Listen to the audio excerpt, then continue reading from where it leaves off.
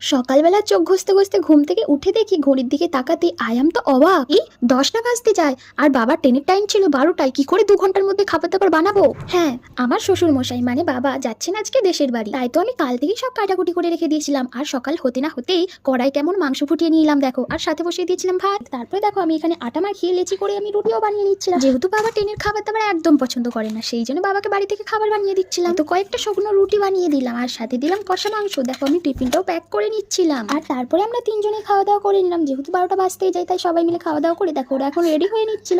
আর এখানে ও time check করছিল, ট্রেনের টাইম লেট আছে কিনা সেই জন্য ফোনে দেখছিল। মানে সকাল থেকে উঠে এত তাড়াহুড়ো করে লাস্টে দেখলাম 2 ঘন্টা ট্রেন লেট। তো কি আর করা যায়, এখন ঠাকুরকে প্রণাম করে নিচ্ছিল। তারপরে বাবাও বেরিয়ে গেল, সাথে সাথে ও ব্যাগটা নিয়ে পেছন পেছন বেরিয়ে গেল। আর আমি ওদেরকে টাটা করে দিলাম। আর দেখো বাবা যাওয়ার সময় আমাকে 500 টাকা দিয়ে গেছে। ও মাই গড, এবার আমি বরের পয়সায় নয় নিজের পয়সায় রেস্টুরেন্টে গিয়ে ভালো মন্দ খাবো। আমি ভাবতে থাকি 500 টাকায় কি কি খাওয়া যায়। তোমরা আমাদের চ্যানেলটা সাবস্ক্রাইব করে নিও।